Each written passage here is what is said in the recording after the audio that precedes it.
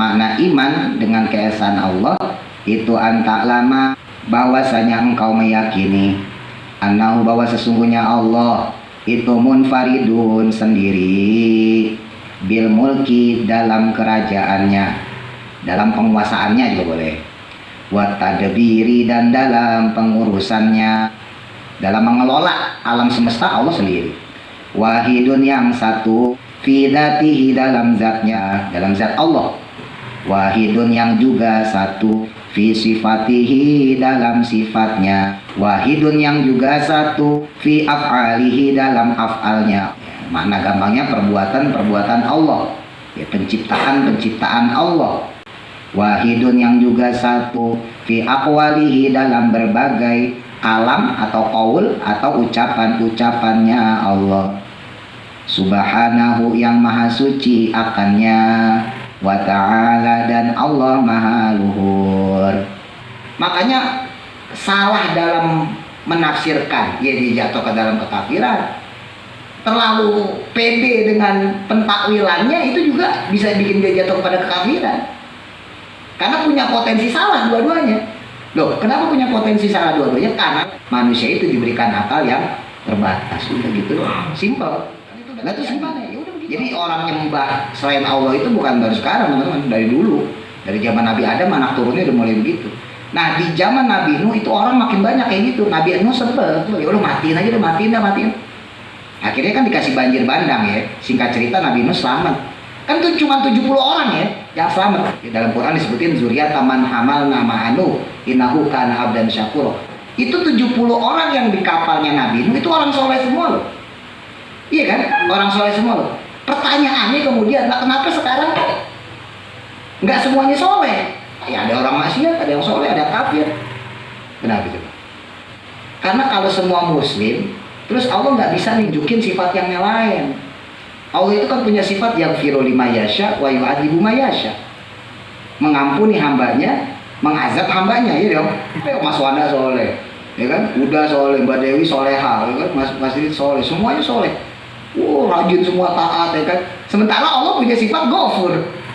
Ghafur artinya apa? Mengampuni kan? Terus Allah mengampuni siapa?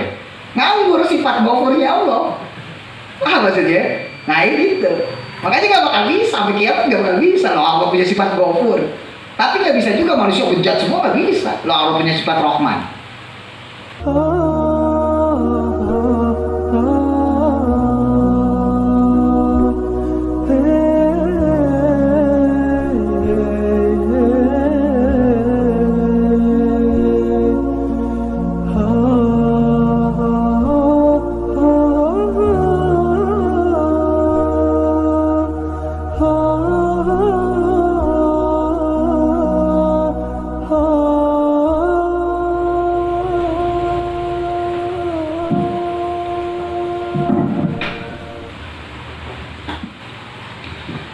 Bismillahirrahmanirrahim. Qala al-sanifu rahimahullahu ta'ala wa nafa'na bihi wa bi barakati ulumihi fi dharain amin. Faidatun, faedah, ya, manfaat atau sasaran juga boleh. Qala, berkata siapa Abu Ishaq al-Asfarayini, Imam Abu Ishaq al-Asfarayini, jam'an, mengumpulkan siapa ahlul haqqi, ya ahlul haq maksudnya ulama-ulama yang ahli hakikat, jami'an, akan kumpulan sesuatu, maksudnya kumpulan qaul, kila yang dikatakan fit tauhid, yang berkaitan tentang tauhid, itu fi kalimataini, dalam dua kalimah, dalam dua kalam. Ihdahuma, adapun salah satu keduanya, itu anna kullama, sesungguhnya setiap sesuatu, tusuwiro, yang digambarkan, fil afhami, dalam pikiran atau dalam pemahaman manusia, Ini kan menyambung yang kemarin ya.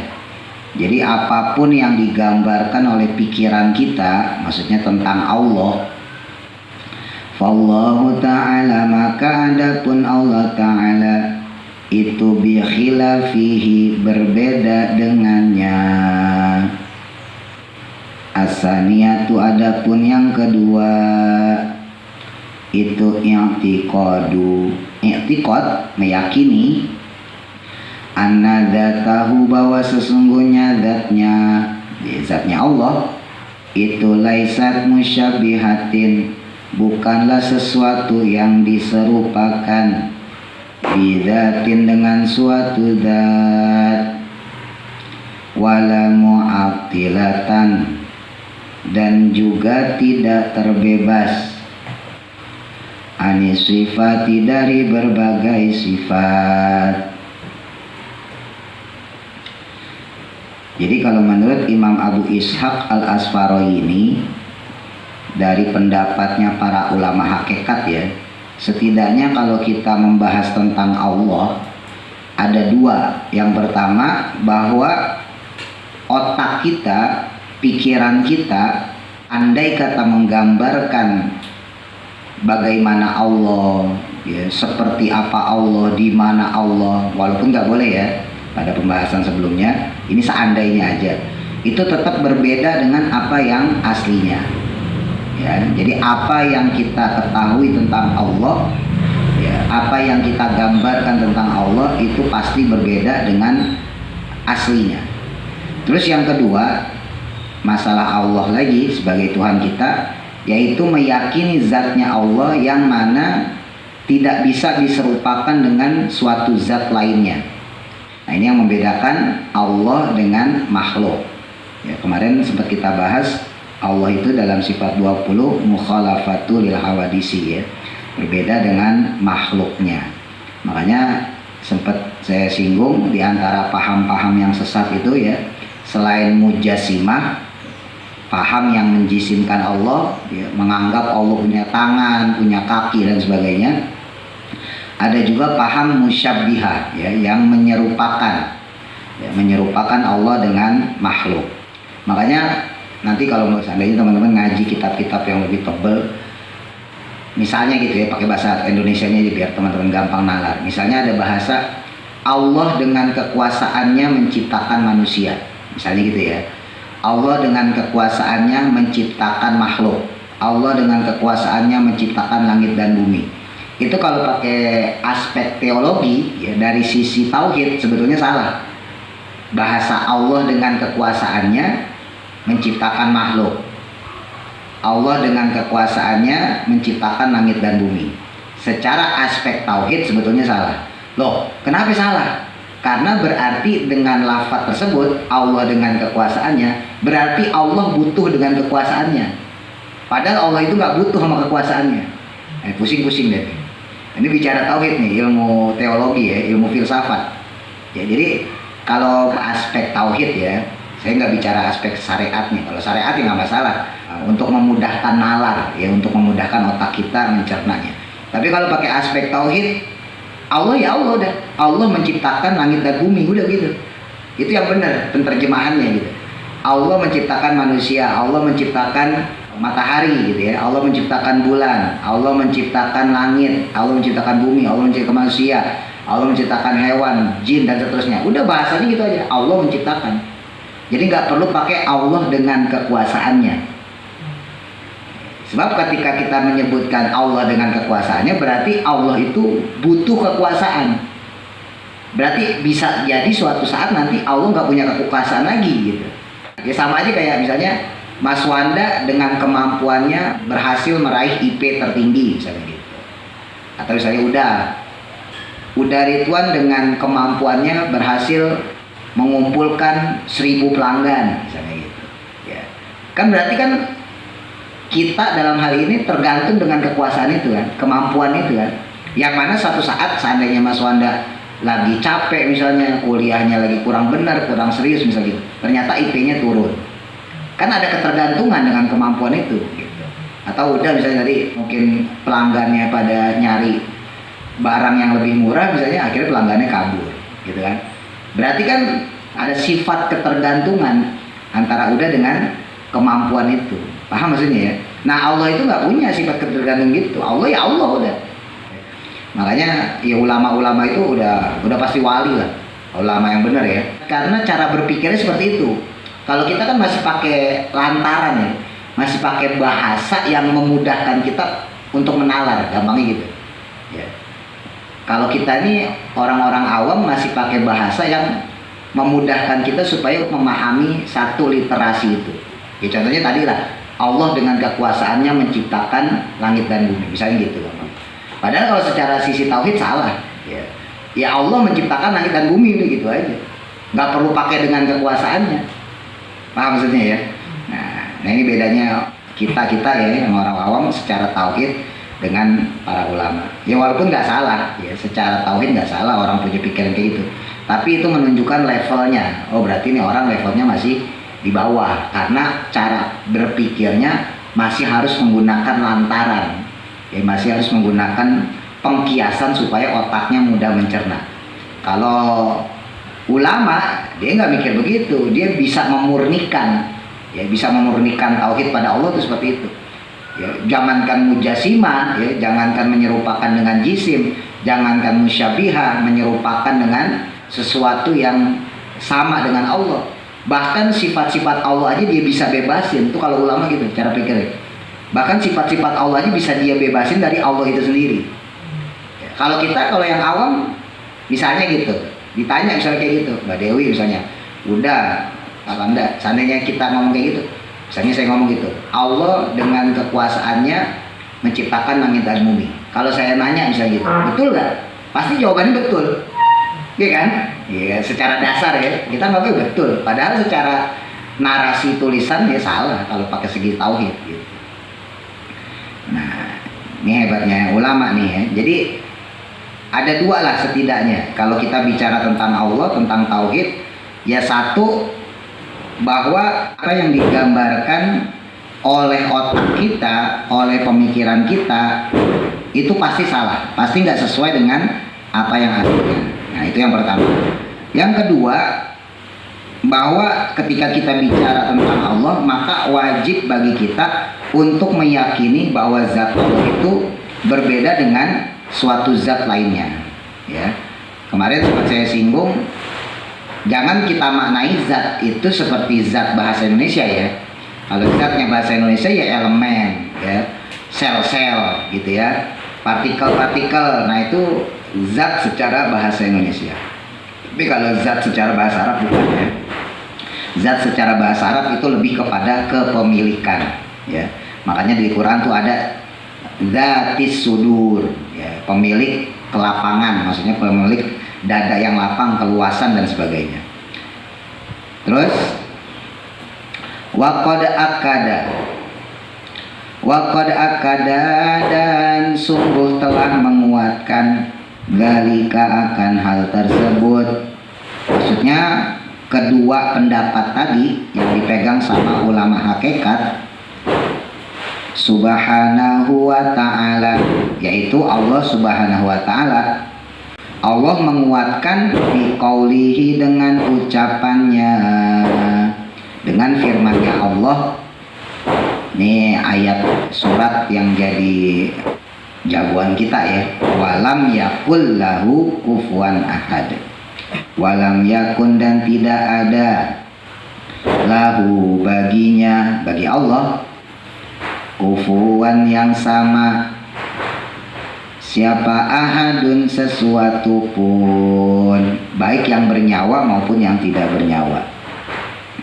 Wahada dan adapun qaul ini, ucapan ini, itu fi ghayatil juhdati, dalam puncaknya kebagusan. Ya, ucapan seperti ini itu ya puncaknya kebagusan. Maksudnya dari segi tauhid ya, dari aspek memurnikan Allah, wal ijazi dan keringkasan. Maksudnya untuk melemahkan ya otak manusia. Wa yarhamu dan semoga merahmati Siapa Allah Ta'ala, Allah Subhanahu wa Ta'ala, al-qaila akan orang yang mengucap, maksudnya mengucap syair. Lagi-lagi ya saya sampaikan, kalau ada syair berarti yang bikin ulama ya, bukan kayak sekarang mah yang bikin syair ya artis, penyanyi ya. Kalau zaman dulu ya yang bikin syair ulama. Kullu ma, adapun setiap sesuatu, tartaki yang engkau sampai, ilaihi kepadanya, biwahmin dengan angan-angan,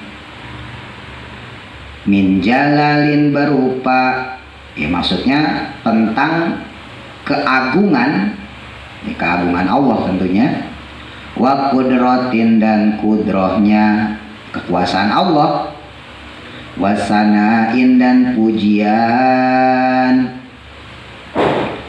falladzi maka adapun dia, ya, maksudnya Allah, abda'a yang menciptakan, al-barayata akan makhluk, itu a'la lebih tinggi, minhu darinya, maksudnya lebih tinggi dari apa yang kita pikirkan dalam angan-angan kita.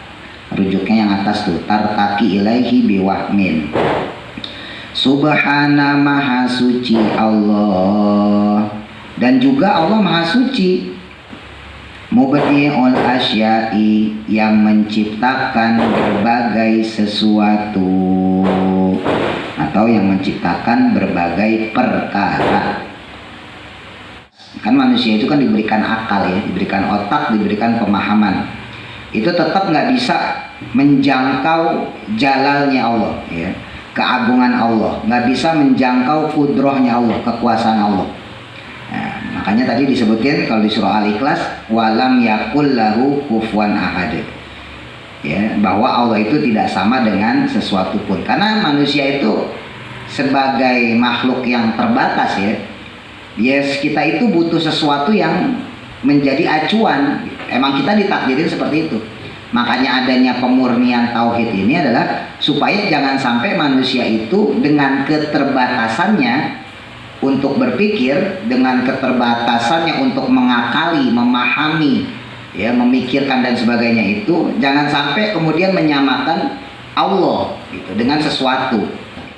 Tapi manusia nggak bisa lepas dari itu gitu. Manusia itu nggak bisa lepas dari suatu wasilah, suatu acuan, suatu perantara. Gampangnya gini deh, Allah nyiptain Ka'bah ya, Allah nyiptain Masjidil Haram. Terus kita sholat menghadap Ka'bah ya, kita sholat menghadap Masjidil Haram. Coba teman-teman bayangin, andai kata Allah nggak nyiptain Ka'bah. Coba kalau kita bayangin, andai kata Allah nggak nyiptain Masjidil Haram, kira-kira nih ya, kira-kira ketika kita sholat pasti kita bingung. Coba deh bayangin deh, seandainya Allah nggak nyiptain Ka'bah ya, seandainya Allah nggak nyiptain Masjidil Haram sebagai kiblat kita, coba pasti kita bingung. Terus sholat kita gimana ini? Paham maksudnya ya? Makanya Allah menciptakan Ka'bah, Allah menciptakan Masjidil Haram sebagai kiblat, sebagai arah. Sebab manusia itu gimana pun juga tetap dia butuh acuan, ya, butuh pedoman. Bukan berarti ketika kita memadep Ka'bah, madep Masjidil Haram, terus kemudian kita nyembah Ka'bah. Bukan berarti kita menyembah Masjidil Haram. Kan kalau orang-orang yang anti Islam ya, orang-orang kafir, mereka nyangkanya kan orang Islam kan kayak mereka, ya. Mereka nyembah patung, orang Islam juga nyembah batu tuh Ka'bah gitu. Ya, menurut mereka yang orang kafir. Padahal enggak. Bukan, Ka'bah di situ bukan berhala, Ka'bah di situ bukan sembahan kita. Sembahan kita tetap Allah. Cuman manusia diciptakan sama Allah itu butuh acuan. Kalau nggak ada Ka'bah, kalau nggak ada Masjidil Haram, maka manusia bakal bingung, khususnya orang Islam ya. Bakal bingung madep kemana. Berarti nanti harus mau gue. Jadi menghadapnya kita kepada Ka'bah, menghadapnya kita kepada Masjidil Haram bukan karena kita menyembah Ka'bah, bukan karena kita menyembah Masjidil Haram, tapi karena itu perintah Allah. Kalau seandainya kita nyembah Ka'bah, seandainya kita nyembah Masjidil Haram, buktinya dulu Nabi pernah disuruh menghadap Masjidil Aqsa, iya kan? Waktu Nabi hijrah ke Madinah, 16 bulan, ya, dalam riwayat lain 18 bulan Nabi itu sholat menghadap Masjidil Aqsa. Lah kalau Ka'bah itu sebagai berhala kita, sebagai sesembahan kita, sebagai Tuhan yang kita sembah, pasti kan nggak mungkin orang Islam berpaling dari Ka'bah, ya kan? Pasti nggak mungkin orang Islam berpaling dari Masjidil Haram. Lah buktinya Nabi Muhammad ketika hijrah itu disuruh sama Allah sholatnya ngadep Masjidil Aqsa, ya kan, Yerusalem. Berarti itu semata-mata adalah perintah. Jadi kita menghadap Ka'bah, baik kita menghadap Masjidil Haram maupun menghadap Masjidil Aqsa, itu sama-sama perintah Allah. Bukan berarti kita nyembah itu masjid. Paham ya? Nah, makanya di situ jelas ya bahwa secara dasar memang manusia itu butuh acuan, butuh patokan, ya. Makanya tadi saya bilang kalau seandainya Allah nggak menciptakan Ka'bah, Allah nggak nyiptain Masjidil Haram, pasti kita bingung mau sholat madhab kemana, ya kan? Misalnya Mas Wanda sama saya lah gitu jamaah, ya kan? Lah Mas Wanda pengen yang ngulon, misalnya saya pengennya ngidul. Nah pas saya jamaah sama Uda misalnya gitu, Uda pengen yang ngetan, ya, saya pengennya ngalor. Nggak ada keserasian. Tapi dengan adanya Ka'bah, dengan adanya Masjidil Haram, ada keserasian, ada simbol persatuan. Bukan berarti kita nyembah Ka'bah, bukan. Tapi itu sebagai bentuk nyata ya, sebagai perwujudan dan sekaligus sebagai bukti bahwa manusia itu dalam hal apapun butuh acuan, dalam hal apapun butuh pedoman. Kenapa butuh acuan, butuh pedoman? Karena keterbatasan otak manusia. Karena keterbatasan akal manusia untuk menempuh sesuatu yang berbeda atau sesuatu yang baru. Makanya karena manusia diberikan dasar seperti itu, bahaya andai kata sampai dia mikirin Allah. Wah, Allah bagaimana ya? Gitu. Sebab manusia itu nggak bisa berpikir seperti itu karena dia butuh acuan gitu. Butuh pandangan, butuh gambaran. Kalau kiblat misalnya Masjidil Haram atau Masjidil Aqsa sebagai gambaran kiblat kita itu masih gampang. Ya, karena apa? Karena masih fisik, ya kan? Tapi ketika dia menggambarkan Allah, wah Allah itu seperti apa? Maka rusak. Sebab Allah itu nggak seperti Ka'bah, nggak seperti Masjidil Haram, nggak seperti Masjidil Aqsa yang bisa digambarkan. Masjidil Haram, Masjidil Aqsa sebagai kiblat kita, ya. Masjidil Aqsa sebagai kita yang zaman dulu ya, sekarang Masjidil Haram itu bisa diterima sama otak kita. Sekalipun orang tersebut belum pernah ke Masjidil Haram. Sekalipun orang tersebut belum pernah ke Ka'bah, ya, ada orang Islam kan nggak semuanya pernah haji kan, nggak semuanya pernah umroh. Ya, kayak udah misalnya gitu kan, Mbak Dewi, Mas Wanda kan belum pernah melihat Ka'bah secara langsung. Tapi menggambarkan Ka'bah, menggambarkan Masjidil Haram dalam benak kita, dalam pikiran kita, itu gampang, ya kan? Gampang udah, pokoknya sholat madhab kiblat gitu kan. Nah ini nggak bisa disamain dengan ketika kita menggambarkan Allah, nggak bisa karena manusia punya keterbatasan untuk sampai ke situ. Itu hebatnya ulama situ. Makanya tauhidnya ulama itu, ulama yang khair ya tentunya, insya Allah terjaga. Kalau bahasa gitu tuh nggak perlu lagi diajarin. Apalagi ulama tauhid ya, yang kencang tauhidnya, kuat tauhidnya, nggak bakal dia itu digoda sama hal duniawi. Kenapa? Karena tauhidnya kuat banget. Karena pola pikirnya seperti itu sampai segitunya. Kalau kita kan nggak mikirin ke situ. Pokoknya gue sholat nyembah Allah udah gitu aja kan ya. Nggak apa-apa, dalam hal ini nggak salah ya. Tapi lagi-lagi nih, kalau kita bicara tingkat level keimanan berarti iman kita masih rendah. Ya masih kayak anak bawang lah, ya masih ikut-ikutan doang. Padahal kalau bicara pembahasan yang kemarin, nggak boleh seorang mukmin ya dalam hal tauhid dia taklid, nggak boleh. Kalau fikih nggak masalah, ya. Tapi kalau dalam hal iman, dalam hal tauhid, ya nggak boleh seorang mukmin itu taklid, nggak boleh. Dia harus mencari gimana caranya dia tidak bergantung dengan orang lain dalam sisi tauhidnya. Nah makanya yang kayak gini-gini nih ya agak berat sebetulnya, tapi ya berhubung teman-teman ya kita melajarin majalis susahnya ya, jadi saya tekannya lebih dalam ke situ. Titik ya. Wahukia dan dihikayatkan, hikayat itu kisah ya. An imamina dari imam kita, yaitu Asy-Syafi'i, Imam Asy-Syafi'i. Namanya Muhammad bin Idris Asy-Syafi'i. Radhiyallahu an. Rodia semoga meridoi siapa Allahu Allah Ta'ala anhu kepadanya. Annahu bahwa sesungguhnya beliau ya Imam Asy-Syafi'i qala pernah berkata, man adapun orang intahadha yang bergerak li talabi mudabirihi karena mencari penguasanya atau untuk mencari pemiliknya, pencarian Tuhan ya. Fantaha kemudian dia sampai ila maujudin pada sesuatu yang wujud, yantahi yang berakhir ilaihi padanya apa fikruhu fikirannya atau akalnya. Orang yang dia dalam pencarian Tuhan ya, pencarian penguasa, lalu dia mendapatkan satu wujud dalam gambaran pencarian otaknya itu, akalnya dia itu, menurut Imam Asy-Syafi'i ini, fahuwa maka adapun dia itu musyabbihun. Nah, termasuk orang yang musyabbihah, orang yang menyerupakan Allah dengan bentuk. Makanya nggak boleh ya. Ada istilah mujassimah, ada musyabbihah ya. Faham mujassimah, faham musyabbihah. Nah, menurut Imam Syafi'i, andai kata ada orang ya yang dia dalam pencarian Tuhannya, pencarian Tuhan berarti proses pengalaman berpikir lah ya.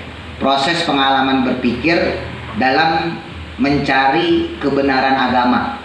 Nah, nanti pasti di dalam otak kita bakal berpikir tentang Tuhan. Nah, andai kata ada orang seperti itu lalu dia menggambarkan Tuhannya dalam satu wujud ya begini gitu. Menurut Imam Syafi'i berarti orang itu masuk dalam kategori golongan musyabbihah, orang yang menyerupakan Allah dengan sesuatu yang wujud. Berarti nggak boleh, kafir berarti kayak gitu. Wa ini tema'ana, dan jika sampai dia ilal adami sorfi kepada ketiadaan sifat. Tapi sebaliknya, andai kata dalam pencarian penguasanya, pencarian Tuhannya ya, itu dia kemudian menyimpulkan bahwa Allah itu tidak berwujud. Nah, fahuwa maka adapun dia ya orang tadi. Nah, ini istilah ya. Itu mu'attilun, yaitu orang yang mu'attil. Orang yang mu'attil itu orang yang menganggap Tuhan itu tanpa sifat. Jadi kalau orang yang menggambarkan dalam benaknya Allah sebagaimana yang dia pikirkan, berarti dia masuk dalam kategori musyabbihah ya, orang yang menyerupakan Allah dengan sesuatu, menyerupakan Allah dengan sifat sesuatu, menyerupakan Allah dengan ainnya sesuatu dan seterusnya. Sedangkan kalau dalam pencarian Tuhannya dia menganggap Allah itu nggak ada gitu ya, ya Allah itu sesuatu yang punya kemampuan tapi nggak ada, nggak berwujud. Ya kayak begitu juga sama, mu'attil namanya. Berarti orang itu menafikan sifat-sifat Allah dalam zatnya Allah. Gitu. Makanya tadi saya sampaikan, ya yang benar gimana ya? Ya udah yang benar Allah itu punya sifat, punya kemampuan, tapi Allah itu nggak bergantung dengan sifatnya. Beda sama manusia. Manusia itu dikasih sifat, dikasih kemampuan, tapi manusia itu bergantung sama sifatnya, sama kemampuannya. Au ila maujudin, atau sampai kepada satu wujud. Wa tarofa, dan mengakui bil ajzi, dengan kelemahannya, an idrokihi, dari menemukannya dia. Nah, sisi yang ketiga nih ya. Pertama salah, yang kedua salah ya. Yang satu salah, yang kedua salah. Nah, ketiga nih, dalam pencarian Tuhannya, ketika dia menggambarkan Allah itu seperti apa, sifatnya begini-begini. Wah, Allah kayaknya nggak begitu, kan Allah punya sifat begini. Oh, tapi sifatnya Allah kan begini, nggak mungkin dia ngikutin atau butuh dengan sifatnya, dan seterusnya gitu ya. Ini mungkin teman-teman nggak mengalami ini. Kalau saya udah pernah ngalamin, karena saya udah belajar ini kan. Tapi suatu saat pasti ngalamin. Ntar mungkin usia 35, 40, ya semakin kita dekat sama Allah bakal mikirin yang hal-hal seperti itu. Tapi kalau model-model Ya kayak Mas Didit misalnya udah, Mas Wanda, kan Mbak Dewi paling sibuknya sama urusan sendiri aja gitu. Mas Didit ya pusing sama urusan ekonominya gitu kan, udah pusing sama urusan dagangnya. Mas Wanda pusing sama kuliahnya gitu kan, Mbak Dewi pusing sama urusan keluarga dan seterusnya. Tapi kalau ntar teman-teman udah nyampe misalnya usia 40, 45 ya kedewasaan hidup, apalagi nanti ditambah berpikir dalam koridor agama ya, itu nanti akan sampai kepada itu. Karena saya udah belajar ini, jadi saya udah ngelewatin, udah lama lah saya ngelewatin.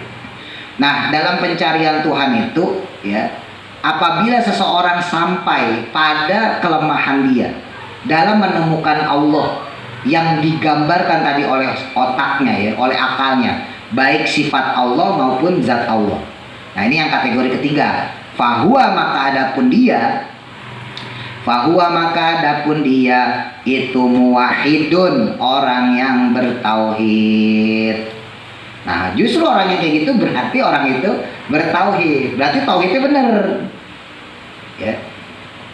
Jadi kesimpulannya menurut Imam Syafi'i, dalam pencarian Tuhan, ya, dalam pencarian kita mengetahui tentang Allah, ya, andai kata kita sampai jatuh kepada sesuatu yang dalam bayangan kita, dalam gambaran kita, sesuatu itu adalah Allah, berarti kita masuk pada jurang musyabihah, menyerupakan Allah ya.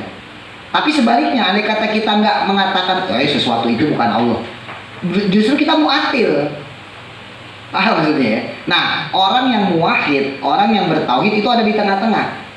Dia nggak berani untuk menyerupakan Allah dengan sesuatu tadi karena memang Allah bukan itu. Tapi dia juga nggak melepaskan sifat-sifat Allah dari zatnya Allah sendiri. Nah, itu yang disebut muwahhid. Makanya tadi saya gambarin gini contohnya. Ini saya ulang lagi deh biar teman-teman paham. Ini Mas Didit nih, yang baru datang, ya kan? Coba kan kalau Mas Wanda, Mbak Dewi udah tahu jawabannya. Nih, saya nanya sama Mas Didit ya. Kita tes ya. Ini Mas Didit nih, ada pernyataan, ada keterangan. Mas Didit tinggal jawab benar apa salah. Ya, ini ada pernyataan, ada keterangan. Keterangannya gini, Allah dengan kekuasaannya menciptakan alam semesta. Ya, perhatikan kalimatnya ya. Allah dengan kekuasaannya menciptakan alam semesta. Diam aja deh, kasih tahu dah. Masalahnya kasih tahu deh. Allah dengan kekuasaannya menciptakan alam semesta. Nah, pernyataan itu benar apa salah? Kalau benar kenapa? Kalau salah kenapa? Coba Mas Didit.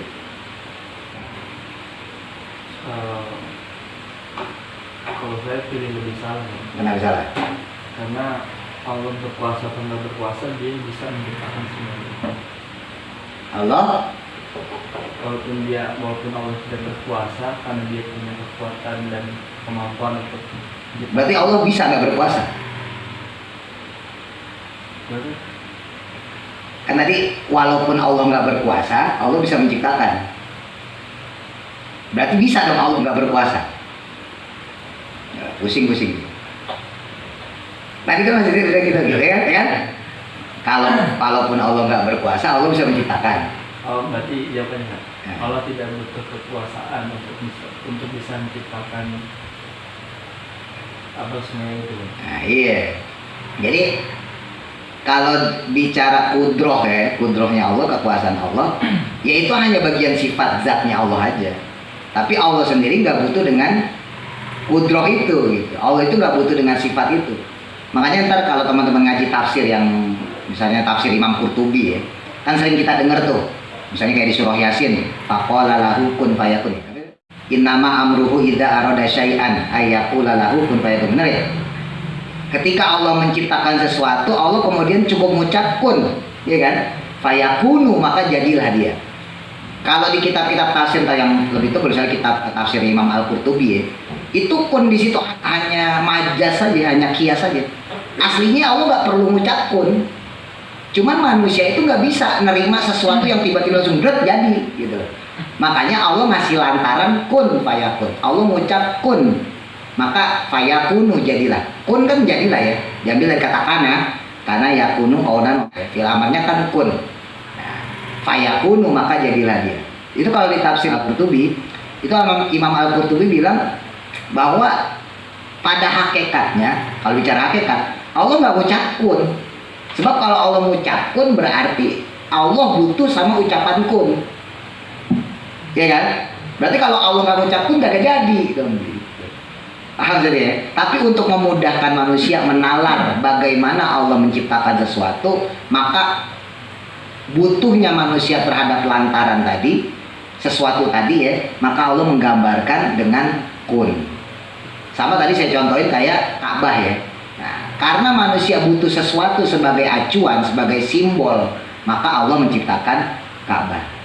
Jadi secara fisik ya, nah, hal-hal yang seperti itu sebetulnya menguatkan akidah kita. Jadi andai kata ada orang liberal, ateis misalnya gitu, atau orang kafir lah, misalnya tadi, wah lo aja nyembah batu kan berhala juga, sama kayak gue nyembah patung. Itu gampang kita tangkis, gampang banget. Ketika kita bisa membedakan, nggak musyabihat ya, nggak bisa disebutkan, itu bukan mu'attil. Jadi Allah nggak bisa dipisahin dengan sifat zatnya, tapi juga Allah nggak bisa dibuat tergantung dengan sifat zatnya. Kalau tadi bahasanya misalnya seandainya Allah nggak berkuasa ya nggak bisa. Allah itu punya sifat yang nggak mungkin Allah itu melakukan sesuatu yang menurut akal manusia, menurut penghidupan alam semesta, sesuatu yang nggak terjadi. Maksudnya yang bertentangan dengan akal. Misal ya, matahari itu sama bulan nggak bakal beradu, nggak bakal tabrakan sampai nanti hari kiamat. Ini contoh kecil aja yang gampang ya. Manusia itu bakal tetap melihat matahari, bakal tetap melihat bulan, ya selama belum kiamat. Nah itu satu fenomena bahwa Allah itu nggak bakal melakukan sesuatu kalau sesuatu itu di luar nalar manusia. Apabila ada sebuah kejadian yang di luar nalar manusia, maka nanti seandainya itu terjadi pada seorang nabi, maka menjadi mukjizat. Andai kata itu terjadi pada seorang soleh ya, maka dia menjadi karomah. Tapi secara dasar Allah nggak bakal melakukan sesuatu itu karena kemampuan manusia dalam mengolah pikiran tadi ya itu sangat terbatas. Sebetulnya bisa aja Allah ngaduin matahari sama bulan, setiap hari Allah aduin, blok besok bikin lagi, ya kan, pagi lagi, bisa gak? Bisa, tapi Allah nggak mungkin ngelakuin itu. Tapi nggak melakukannya Allah menabrakkan bulan sama matahari terus kemudian jadi lagi, ditabrakin lagi setiap malam bulan matahari keluar lagi, itu bukan berarti Allah nggak mampu. Ini agak dalam nih bahasanya, paham gak nih? Ya, mumpung gak ada anak kecil, saya kalau ada anak kecil saya nggak berani. Mas Anda, Mbak Dewi, Mas Didit, Mas udah paham ya maksudnya. Otaknya udah beda gitu. Nah, secara pola pikir kita ya, kita nggak bisa berpikir Allah nggak bisa nabrakin bulan sama matahari. Ya, kenapa? Karena suatu saat itu bakal terjadi kan. Menjelang kiamat nanti kan matahari sama bulan bertabrakan. Bahkan bukan cuma matahari sama bulan, planet semuanya. Semua alam semesta itu bertabrakan kan. Nah, tapi kenapa Allah nggak melakukan sekarang? Udah hancurin aja bumi matahari blok, besok pagi ada lagi. Setiap malam blok hancur, besok ada lagi. Kan bisa Allah bikin kayak gitu. Tapi kenapa nggak Allah lakukan itu? Karena itu bertabrakan dengan nalar manusia yang terbatas. Tapi bisa nggak Allah bikin kayak gitu? Ya bisa banget. Bisa banget. Kita lagi tidur, buah, hancur ya kan? Matahari bulan tabrakan. Besok kita bangun pagi, matahari ada lagi. Tidur kita malam, buah, hancur ya kan? Pagi bangun, matahari ada lagi. Bisa nggak Allah bikin kayak gitu? Bisa. Tapi itu kan merusak nalar manusia. Coba ya, masa tiap malam begitu coba? Bener gak? Tapi jangan bilang Allah nggak bisa bikin itu. Nggak boleh. Ketika kita bilang matahari bisa dibikin sama Allah kayak begitu tanpa memasukkan keterbatasan nalar manusia, maka itu musyabihah, gampangnya gitu. Tapi sebaliknya, ketika kita bilang Allah nggak bisa bikin kayak gitu, maka kita mu'attil. Maksudnya, maka kita harus berada di tengah-tengah. Allah bisa loh bikin kayak begitu, tapi demi menjaga nalar manusia, Allah nggak melakukan itu. Paham nggak maksudnya? Ya, kalau kita bilang Allah nggak bisa melakukan itu, loh bisa lah Allah. Tapi kalau Allah melakukan itu, ya berarti menafikan nalar manusia yang dibuat terbatas sama Allah. Sama aja kan bertentangan juga. Paham kan ya? Ntar pikir-pikir lagi di rumah ya. Dulu saya juga gak ngerti, lama-lama saya pikir-pikir, oh saya paham. Dulu saya kagak ngerti juga, karena ini bahasa tahu, kalau tahu memang agak dalam. Fal ajazu maka adapun ajaz itu kelemahan ya, kelemahan manusia. Fal ajazu maka adapun ajaz, ya, kelemahan tadi yang didapatkan oleh orang yang dalam proses pencari ketuhanan, andarkil idroki, dari darkil idrok. Ini bahasa istilah tauhid ya. Darkil idrok itu ya pencarian dalam pencarian. Itu idrokun ya pencarian. Pencarian jati diri, pencarian karakter. Kalau usia-usia kayak Mas Wanda, ya udah, kalau Mas Dewi udah lewat. Mbak Dewi itu pasti sekarang lagi dalam pencarian karakter.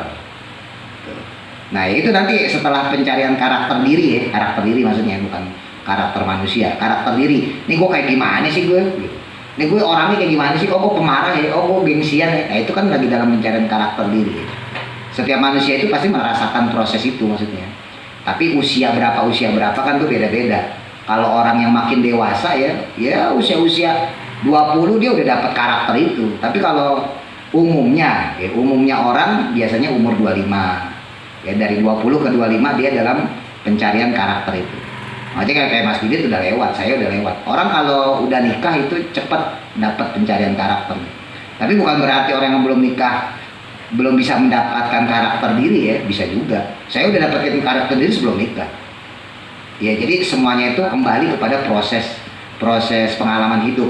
Makin banyak kita punya pengalaman hidup, maka makin cepat kita dewasa.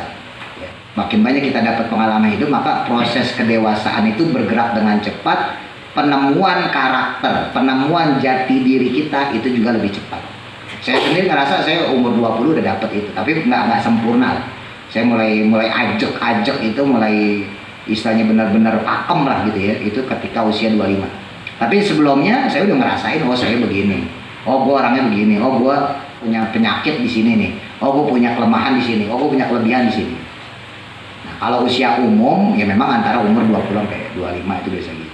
Nah kalau bahasa gampangnya idrok itu seperti itu ya, jadi idrok itu sama seperti orang yang dia mencari jati dirinya, dia mencari karakternya. Sebetulnya gue mau gimana sih, gue hidup gimana sih, apa gue nyari dunia aja ya. Ketika dia sampai pada tahap itu, oh ternyata duniawi penting ya, gue harus punya duit nih, misalnya gitu ya. Nah berarti dia dalam proses idrok. Seandainya dia mikir, ternyata dunia nggak penting juga, yang penting ya Allah, udah gue jalanin agama, gue bisa makan, selesai udah. Walaupun cuma sepiring, yang penting gue bisa sholat gitu. Nah itu juga idrok. Nah jadi pengalaman dalam penemuan jati diri. Suatu saat nanti ketika teman-teman udah dapat ya pencarian jati diri tadi, udah dapat karakter masing-masing, itu nanti bakal nemuin idrok yang bersifat rububiyah ya. Idrok yang sifatnya ketuhanan. Suatu saat pasti gitu. Karena sifatnya ketuhanan, karena sifatnya agama ya tentunya ini sangat berkaitan prosesnya di dalam pencarian tersebut dengan pengetahuan agama. Kalau untuk karakter diri, kalau untuk jati diri kita bisa melalui proses pengalaman hidup, ya kita berantem sama orang, kita sekolah, kita kuliah, kita adu mulut mungkin sama orang tua, kita bermanja-manja sama orang tua, atau kita punya teman yang seneng, yang enak, kadang-kadang ada yang ngeselin. Itu proses dalam pencarian jati diri kita, karakter diri kita. Tapi kalau dalam aspek ketuhanan, dalam aspek tauhid nggak begitu. Yang menunjang itu bukan cuma pengalaman hidup, tapi juga ilmu. Ya, jadi bukan cuma pengalaman hidup, tapi juga pengetahuan agama. Pengetahuan agama itu yang mendorong dia untuk menyimpulkan berbagai masalah yang kemudian menjadi hikmah bagi dia. Seandainya gitu ya misalnya kayak Mas Wanda lah kuliah, wah gue belum sempat bayaran nih misalnya gitu, bapak gue telat misalnya, baru kemarin terus dimaki-maki ya. Orang yang dia dalam proses pencarian ketuhanan ya, pencarian dalam segi tauhid, dia bukan mikirin bapak gue telat lagi, bukan gitu. Ini contoh aja gitu Mas Wanda ya. Tapi yang dipikirin, apa sih hikmahnya nih, kenapa Allah bikin orang tua saya telat bayaran. Jadi cara berpikirnya udah beda. Nah ketika teman-teman sudah sampai tahap itu, berarti teman-teman sudah masuk dalam proses pencarian secara tauhid. Bukan lagi melulu tentang kita gitu. Jadi selalu dikaitkan dengan kudrohnya Allah, kekuasaan Allah. Kenapa ya gue dikasih ujian kayak gini? Oh Allah pengen gue begini. Nah berarti otak kita sudah mulai ke Allah tuh, udah mulai ke sisi tauhid. Tapi kalau masih bapak gua bayaran telat misalnya gitu, atau misalnya Mas Dili, langganan bayarnya lambat mulu sih, atau udah langganan kabur sekarang pergi kemana, nggak beli di gua lagi. Selama masih berpikir itu, berarti itu kita masih berkutat di dalam pencarian karakter jati diri kita, belum sampai ke aspek tauhid ya. Gitu. Nah itu yang gambaran ya, gambaran gampangnya idrok seperti itu. Kama sebagaimana halnya qalahu yang mengucapkannya siapa as-siddiqul akbar. Kalau di kitab-kitab tentang perjalanan sahabat ya, Siddiqul Akbar itu bisa Sayyidina Abu Bakar, bisa Sayyidina Ali ya, nanti mungkin teman-teman dapat istilah lagi. Ada yang mengatakan yang dimaksud Siddiqul Akbar itu sahabat Abu Bakar, ada yang mengatakan Siddiqul Akbar itu Sayyidina Ali, tapi di sini nggak disebutin namanya ya, Siddiqul Akbar aja. Radhiyallahu tabaraka wa ta'ala anhu titik. Qala berkata siapa ba'dul arifina, sebagian ulama-ulama yang arif, ahli ma'rifat, bisa disebut kayak itu juga kan. Subhanaman, maha suci zat, maha suci Allah, radiya yang meridoi atau yang rela, fi ma'rifatihi dalam ma'rifatnya, bil ajzi dengan ajaz, an ma'rifatihi dari ma'rifatnya. Sebagian ulama yang ahli ma'rifat mengatakan maha suci Allah ya, yang redo dalam ma'rifatnya ya, dengan kelemahan seorang hamba dalam ma'rifatnya. Paham maksudnya? Allah itu Rauf ya, maha mengetahui ya, Rauf, alimun ya, maha, dan sebagainya lah. Nah, sementara manusia itu ajaz itu lemah dalam bermakrifat ya, dalam mengetahui Allah. Nah, Allah yang punya sifat Araf ya, yang sangat mengetahui hambanya, itu bisa memaklumi. Andai kata manusia kita ya sebagai makhluknya tidak bisa bermakrifat sesuai dengan apa yang Allah sifati, apa yang Allah nyatakan baik dalam Al-Quran maupun lewat hadis atau sabdanya Nabi. Karena memang manusia diberikan keterbatasan lagi-lagi untuk sampai derajat makrifatnya Allah. Bahasa gampangnya ya udah, tadi kata Imam Syafi'i, udah cukup buat kita jangan menyamakan Allah dengan sesuatu, tapi juga jangan menafikan Allah dengan sifat-sifatnya. Gitu. Makanya dalam kitab-kitab tafsir untuk paham kita Ahlussunnah wal Jamaah, setiap ayat yang musyabihah ya, ayat-ayat yang sifatnya penyerupaan itu pasti ditakwil ya. Dulu pernah saya contoh misalnya yadullah fauqa aydihim, itu kalau terjemah bebas yadun itu tangan, yadullah berarti tangan Allah, fauqa aydihim di atas tangan mereka. Dalam paham kita Ahlussunnah wal Jamaah wajib ditakwil, wajib, bukan sunnah, wajib ditakwil ya, bukan ditafsir. Kalau tafsir itu kan menafsirkan dalam memahami satu ayat, tapi kalau mentakwil itu memindahkan satu makna ke makna yang lain. Jadi maknanya yadullah aslinya tangan dipindahin, diganti dengan makna lain, yaitu qudroh, bahwa kekuasaan Allah di atas kekuasaan mereka.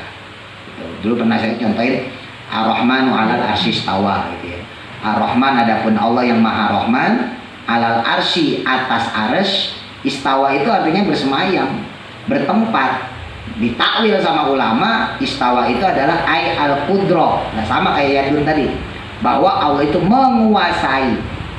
Allah menguasai arsy. Arsy sebagai simbol lagi-lagi, sebagai acuan manusia, sebagai pedoman manusia untuk makhluk yang terbesar itu apa sih? Maka Allah menyimbolkan arsy. Jadi makhluk terbesar itu arsy. Nah makanya disebutin sama Allah Ar-Rahman 'alal arsy istawa. Allah terhadap arsy, Allah menguasai.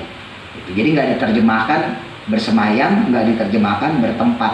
Nah penterjemahan tadi itu namanya takwil ya.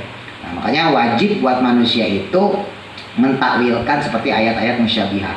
Nah ketika mentakwilkan, sekalipun dia mentakwilkan, tetap sebetulnya kurang benar juga. Itu kan cuma usaha manusia gitu. upaya manusia supaya tidak terjatuh dalam musyabihah. Jangan sampai kita mengartikan Allah bersemayam di arsy, Allah bertempat di arsy, yang kemudian kita jadi mujasimah, kita jadi musyabihah. Makanya sama ulama ditakwil Allah menguasai arsy. Tapi takwilan tadi bahwa Allah menguasai arsy itu juga nggak luput dari kesalahan pentakwilan, tetap salah sebetulnya. Tapi itu masih mending gitu. Ya masih mending daripada kita mengartikan Allah bertempat di arsy, itu lebih parah. Ya, paham maksudnya ya? Nah, ini yang tadi disebut oleh sebagian ulama-ulama yang arif, yang ahli makrifat, bahwa takrif kita, takrif ini berarti makrifat ya. Makrifat kita, takrif kita yang awam itu sampai di titik itu insya Allah dimaafin kamu. Ketimbang tadi musyabihah apalagi mujasimah. Ya udah, yang takrif seperti itu sekalipun salah tetap Allah maafin, gitu ya. Waqala, dan berkata siapa Al-Junaidu, Imam Junaid, Imam Al-Junaidi Al-Baghdadi ya. Wallahu, dan adapun Allah, ma'arafa, tidaklah ada yang mengenal siapa Allahu, Allah Ta'ala, illallahu, kecuali Allah. Repot kan Imam Junaid Al-Baghdadi, ulama-ulama ahli ma'rifat ya gitu kalau ngomong. Tidak ada yang mengenal Allah kecuali Allah. Ya benar juga sih kalau dipikir ya. Kalau manusia itu masih bisa mengenal diri sendiri. Mas Wanda bisa mengenal Mas Wanda sendiri ya. Saya juga bisa mengenal, tapi kan tidak seperti Mas Wanda mengenal diri sendiri. Tapi kalau Mas Wanda disuruh mengenal Allah, ya nggak bisa gitu. Karena ya lagi-lagi tadi keterbatasan kita. Udah disuruh mengenal Allah, ya taunya masih sifat-sifatnya doang. Mas Didit ya tahu sesuai pengalaman proses hidup kan gitu. Oh, Allah tuh begini. Mbak Dewi misalnya, Allah itu seperti apa? Ya udah yang biasa dipelajarin lewat pelajaran sekolah, ngaji, agama dan sebagainya. Tapi kalau secara detail yang tahu Allah ya hanya Allah sendiri, gitu. Ya. Walaupun dalam hadis Nabi di Kiai ada tuh, man arafa nafsah faqad arafa rabbah. Man arafa nafsah faqad arafa rabbah. Man arafa nafsah, man siapa orang arafa yang dia mengetahui nafsahu akan dirinya, faqad arafa, maka sungguh dia itu mengetahui rabbahu, akan Tuhannya. Terjemah bebasnya, barang siapa yang mengetahui dirinya, dia tahu karakter dirinya, jati dirinya, maka dia mengetahui Tuhannya. Nah ini kan hadis kalau kita bikin kesimpulan, berarti orang itu harus mengetahui diri dulu, baru mengetahui Tuhannya, yaitu Allah ya. Tapi apakah bisa manusia itu mengetahui Tuhannya secara sempurna? Nggak bisa, tetap nggak bisa. Tetap yang tahu Allah ya Allah itu sendiri, paham maksudnya ya? Kayak tadi masalah ma'rifat ya, kita cuma bisa mentakwil, tapi hakikatnya itu siapa yang tahu? Ya Allah. Kita nggak tahu udah, karena keterbatasan manusia. Nah inilah tadi ya, lagi-lagi kalau kita bicara masalah wasit ya, masalah pertengahan, misalnya kayak tadi masalah takwil, nggak boleh kita memastikan bahwa pentakwilan kudroh itu adalah sesuatu yang paling benar ya. Seandainya gitu ya, ada orang mentakwilkan, oh ini harus ditakwil bahwa Allah itu berkuasa atas arsy-Nya, Allah menguasai arsy. Ya udah, cukup segitu aja titik. Jangan sampai dia ngomong ini pasti. Wah, ini pasti. Takwilnya adalah Allah itu menguasai arsy. Jangan diartikan Allah bersemayam di arsy, kamu kafir. Benar ucapannya itu. Ketika orang mengatakan Allah bersemayam di arsy, kafir, mujasimah, musyabihah. Tapi ucapan dia yang memastikan pasti ini benar takwilnya, itu juga salah, itu juga kafir juga sama. Maksudnya, jadi memindahkan ya, mentakwil kalimat tadi itu hanya sebatas untuk memudahkan kita dalam makrifat. Itu yang disebut makrifat tuh begitu. Lo ribet kan? Zaman sekarang sosokan ngomongin makrifat, ngomongin makrifat pusing lo. Coba, paham maksudnya? Di situ sampai segitunya. Makna iman dengan keesaan Allah, fahuwa, maka adapun hal tersebut, maksudnya makna iman dengan keesaan Allah itu lama bahwasanya engkau meyakini annahu, bahwa sesungguhnya Allah itu munfaridun, sendiri, bil mulki, dalam kerajaannya, dalam penguasaannya juga boleh, wa tadbiri, dan dalam pengurusannya, dalam mengelola alam semesta Allah sendiri. Wahidun, yang satu, fi dzatihi, dalam zatnya, dalam zat Allah. wahidun yang juga satu, fi sifatihi dalam sifatnya, dalam sifat Allah. Wahidun yang juga satu, fi af'alihi dalam af'alnya Allah, ya, dalam perbuatan Allah. Ya, makna gampangnya perbuatan Allah, ya, penciptaan Allah. Wahidun yang juga satu, fi aqwalihi dalam berbagai kalam atau qaul atau ucapan-ucapannya Allah. Subhanahu yang maha suci akannya, wa ta'ala dan Allah maha luhur. Jadi intinya pokoknya kita yakin aja bahwa Allah itu sendirian dalam alam semesta ini. Allah mengelola alam semesta ini dalam wujudnya yang satu, dalam sifatnya yang satu, dalam af'alnya yang satu, dalam akwalnya yang satu. Ya. Dulu pernah saya sampaikan, Imam Ghazali gambarin buat kita yang orang awam gampang lah. Ya, Imam Ghazali gambarin seperti tiang misalnya gitu ya. Ada tiang masjid lah gitu ya. Ada tiang masjid warnanya hijau. Nah, kalau zaman dulu kan tiang terbuat dari pohon ya, dari kayu. Nah, kalau sekarang tembok lah. Ya udah, tembok itu batu-batuan yang dipakai buat ngecor ya. Terus cat, terus tiang. Gampangnya gitu. Berarti ketika kita nyebut tiang itu ada 3 unsur, tembok, ya, tiangnya itu sendiri, terus catnya warna apa? Misalnya hijau ya berarti hijau, gitu. Kita nggak bisa misahin, oh itu apaan Mas Dit? Itu hijau, nggak bisa, orang itu tiang, iya kan? Atau udah nanya itu apa Mas Wanda? Oh itu batu, ya nggak bisa, orang itu tiang berwarna hijau. Paham nggak maksudnya? Ya seperti itulah Imam Ghazali ngegambarin seperti itu. Udah gampangnya gitu buat orang awam. Jadi jangan sampai kita misahin antara zat Allah, sifat Allah. Makanya Syekh Abdul Qadir itu konon sampai derajat kewaliannya itu ketika meyakini bahwa Allah itu Malikul Ard, Malikus Samawat, ya, Malikul A'lam. Allah itu yang menguasai bumi, menguasai langit, menguasai alam semesta. Sampai-sampai wiridnya Syekh Abdul Qadir yang masyhur, ya, itu bukan la ilaha illallah, ya, bukan tiada Tuhan selain Allah. Wiridnya, zikirnya Syekh Abdul Qadir itu ana wa anta. Jadi Syekh Abdul Qadir itu wiridannya gitu, ana wa anta, ana wa anta, ana wa anta. Coba kalau bisa, kalau kebalik-balik kita. Kalau itu kalau diartiin lucu loh. Coba apa artinya? Ana.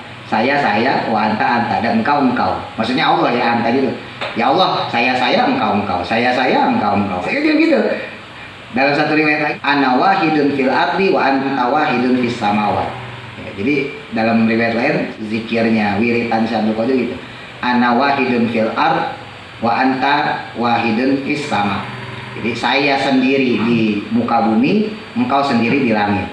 Langit di sini jangan dimaknai secara bahasa artinya langit ya, tapi sesuatu yang tidak terjangkau itu sama artinya. Dalam bahasa tasawuf sama itu bukan langit. Dalam terjemah bebas secara mufradat sama itu langit ya. Tapi kalau dalam ilmu tasawuf, dalam ilmu tauhid yang maksud sama ini suatu yang tidak terjangkau oleh alam kita. Nah, makanya disebut dalam zikirnya Syekh Abdul Qadir itu dalam puncak waliannya beliau zikirnya seperti itu. Ya, ana wahidun fil ardi wa anta wahidun fis sama. Ana wahidun fil ardi wa anta wahidun fis sama. Ana wahidun fil ardi wa anta wahidun fis sama. Udah gitu aja. Jadi bukan la ilaha illallah, bukan subhanallah, bukan.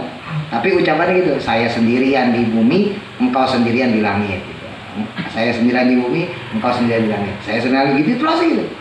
Nah, ini ditelusuri sama ulama-ulama tasawuf. Kenapa Syekh Abdul Qadir sampai punya wirid kayak gitu? Punya zikir kayak gitu. Oh, ditelusurin dia ternyata justru itu dalam rangka menyelamatkan tauhid kita. Ya. Ketika seorang manusia dia itu nggak bisa punya pikiran seperti yang disampaikan Imam Junaid Al-Baghdadi bahwa Allah itu menyatu dalam sifat dan zatnya, maka orang tersebut akan jatuh pada musyabbihah atau mu'attil. Udah resikonya 2 tuh. Kalau nggak musyabbihah pasti mu'attil. Karena dua-duanya dilema sebetulnya. Ya. Orang yang punya ya, ilmu yang rendah, tadi saya sampaikan misalnya, andai kata dia sampai punya pikiran, wah gue belajar nih bahwa Allah itu ketika dalam ayat-ayat musyabbihah harus ditakwil. Lalu dia benar-benar fanatik. Ya. Ini yang benar begini harus ditakwil. Takwilnya kudro, bahwa Allah menguasai arsy, jangan dimaknai secara mufradat, ya, bahwa Allah bersemayam di arsy, jangan. Nah, ketika dia itu salah itu. Karena makna dari Al-Quran itu sendiri nggak ada yang tahu kecuali Allah. Manusia itu bisa menerjemahkan lagi-lagi hanya untuk memudahkan otak kita yang terbatas, hanya memudahkan akal kita yang terbatas. Hakikatnya tetap nggak tahu.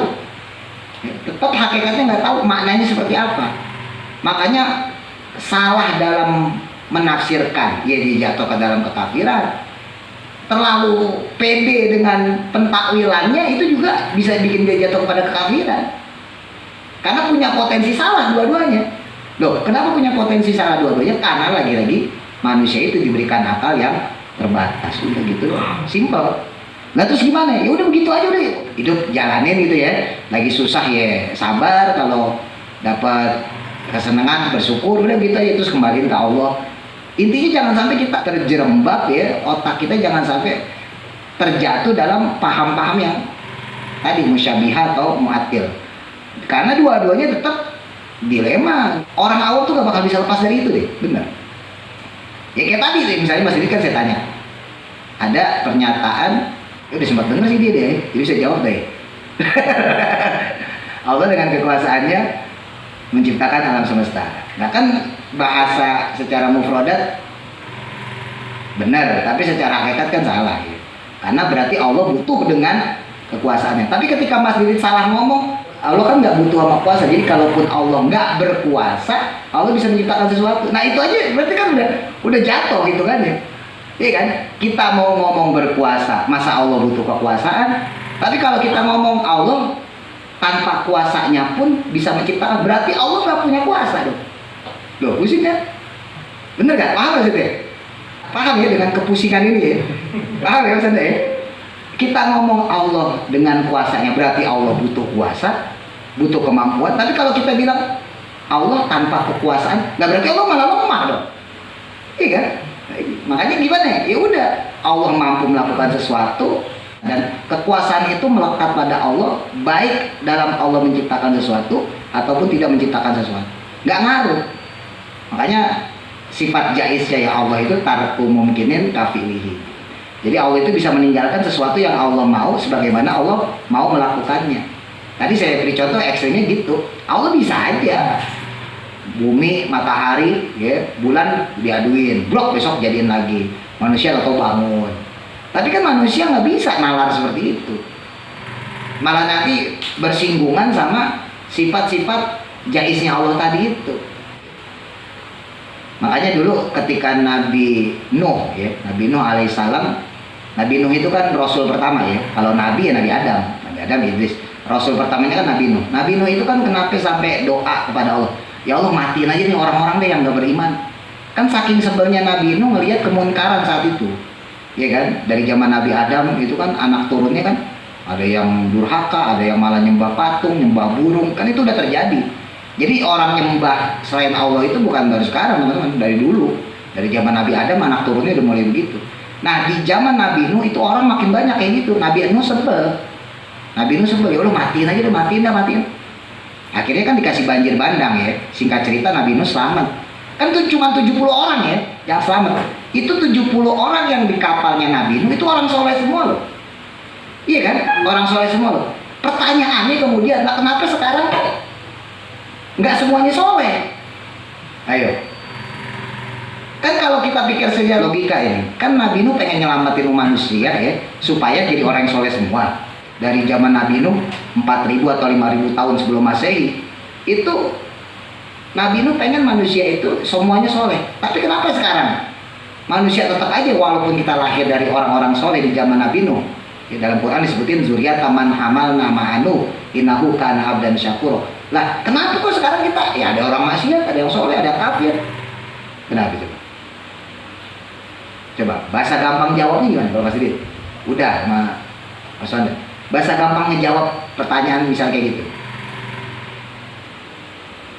Kan Nabi Nuh cakep nih ya. Ya Allah udah matiin.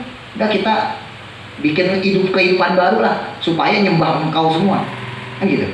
Nah ternyata dibikin sama Allah, ya. Sampai sekarang manusia ada yang kafir, ada yang muslim. Apakah itu berhenti di zaman Nabi Nuh? Kan enggak juga. Di zaman Nabi Lut juga kan. Nabi Lut juga sebel juga, ya Allah matiin aja deh orang-orang yang kafir, ya kan? Orang-orang yang nggak mau nyembah engkau, orang-orang yang nggak mau melakukan syariat engkau. Salah satunya kan mereka-mereka yang LGBT kan, dihancurin. Ya banyak lah peristiwa-peristiwa zaman Nabi dulu. Tapi kok orang kafirnya, orang yang nggak nyembah Allahnya, orang ateisnya kok nggak berkurang gitu loh. Bahkan mungkin lebih banyakkan dia daripada kita. Nah muslim itu kan nggak salah sedunia aja cuma sepertiga ya. Dari 6 miliar ya, nggak salah itu cuma sepertiga. Berarti kan masih banyakkan orang kafirnya. Harusnya minimal imbang lah, setengah-setengah lah. Ya kan? Kan mereka udah pernah diazab-azabin. Kok malah makin banyak? Ayo. Kenapa kok nggak muslim semua gitu? Nah, masih. Kenapa dah? Mas Anda? Pak Dewi. Kan usaha itu udah pernah terjadi ya. Simpel jawabannya. Karena kalau semua muslim, terus Allah nggak bisa nunjukin sifat yang lain. Allah itu kan punya sifat yang firu lima yasha wa yu'adzibu ma yasha. Mengampuni hambanya, mengazab hambanya, ya dong. Yang firu mengampuni, lima yasha bagi yang dia kehendaki. Wa yu'adzibu ma yasha, dan Allah mengazab hamba yang dia kehendaki. Lah kalau muslim semua berarti dapat rahmat Allah semua. Terus Allah ngampunin siapa? Nganggur, ya kan? Sifat Allah yang ghafur itu loh. Buat ngampunin siapa? Mas Wanda soleh, ya kan? Udah soleh, Mbak Dewi soleha, ya kan? Mas Didi soleh, semuanya soleh. Rajin semua, taat, ya kan? Sementara Allah punya sifat ghafur. Ghafur artinya apa? Mengampuni kan? Terus Allah mau ngampunin siapa? Nganggur, sifat ghafurnya Allah. Paham maksudnya? Nah ini itu. Makanya gak bakal bisa, sampai kiamat gak bakal bisa loh Allah punya sifat ghafur. Tapi gak bisa juga manusia bejat semua, gak bisa loh Allah punya sifat Rahman. Paham maksudnya? Terus gimana? Udah sampai kali kiamat begitu, udah tengah-tengah udah. Ya, pokoknya udah jalanin hidup udah gitu aja ya. Ngopi udah, kalau yang rokok udah. Udah selesai udah. Qauluhu wallahu a'lam. Mudah-mudahan manfaat. Al-Fatihah.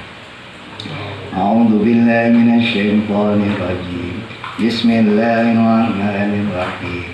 Alhamdulillahi rabbil alamin. Ar-Rahmanir Rahim.